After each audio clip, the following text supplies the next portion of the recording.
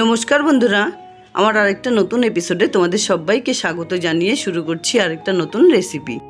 আজ আমি পুঁই শাকের একটা এত সুন্দর রেসিপি তোমাদের সঙ্গে শেয়ার করব, যা গরম বা ঠান্ডা ভাতে দারুণ খেতে। তো চলো দেখে নেওয়া যাক পুরো ভিডিওটা। এখানে আমি 500 গ্রাম ওজনের কিছু টাটকা সবুজ রঙের পুঁই শাক নিয়েছি, আর সঙ্গে 200 গ্রাম ওজনের একটা পাকা কুমড়ো নিয়েছি। মিষ্টি কুমড়োটা অবশ্যই পাকা হতে হবে। পুঁই শাকের ডাঁটাগুলোকে 1.5 ইঞ্চি লম্বা করে সমস্ত পুঁই শাকগুলোকে কেটে নিয়েছি, আর কুমড়োগুলোকে ছোট ছোট টুকরো করে কেটে নিয়েছি। কেটে নেবার পর সমস্ত সবজিগুলোকে খুব ভালোভাবে ধুয়ে নিয়েছি। এবার গ্যাস অন করে একটা কড়াই বসিয়ে তাতে দিয়ে দিচ্ছি 1/2 কাপ সর্ষের তেল। তেলটাকে খুব ভালোভাবে গরম করে নেবার পর 10-15টা ডালের বড়ি আমি ভেজে নিচ্ছি।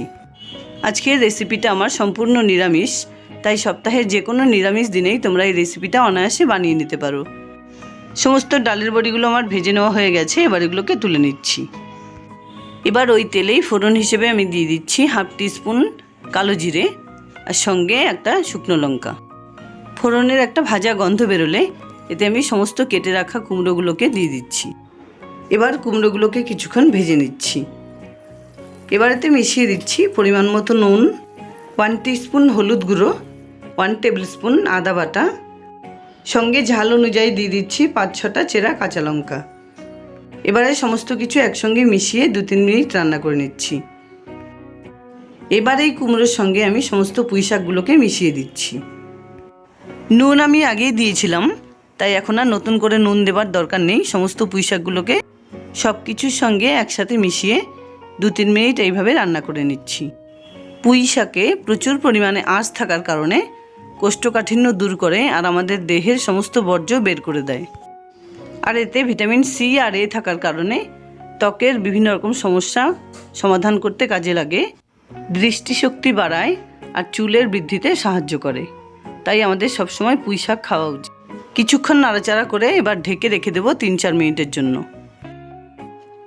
3-4 মিনিট পর ঢাকনা খুলে সমস্ত শাকগুলো অনেকটা সেদ্ধ হয়ে এসছে। এবার সমস্ত কিছু নাড়াচাড়া করে কিছুক্ষণ রান্না করে নিচ্ছি। এখন আমি এতে মিশিয়ে দিচ্ছি 1 টেবিল স্পুন চালের গুঁড়ো, আর সঙ্গে 1 টিস্পুন চিনি। এবার হাতা দিয়ে খুব ভালোভাবে কুমড়োর সঙ্গে সমস্ত শাকগুলোকে থেতলে নেব। তোমরা তো পুঁই শাক অনেকভাবে রান্না করে খেয়েছো, এইভাবে একবার রান্না করে খেয়ে দেখো, দারুণ টেস্টি হয় খেতে। এবার আমি এতে মিশিয়ে দিচ্ছি ভেজে রাখা ডালের বড়ি। ডালের বড়িগুলো দিয়ে দেওয়ার পর খুব হালকা করে খুন্তির সাহায্যে এইভাবে শাকের সঙ্গে মিশিয়ে নিচ্ছি। এইভাবে আরও 2-3 মিনিট রান্না করে নিচ্ছি। সমস্ত জলটা শুকিয়ে গিয়ে রান্নাটা আমার এখানে তৈরি হয়ে গেছে। এবার একটা প্লেটে সার্ভ করে নিচ্ছি।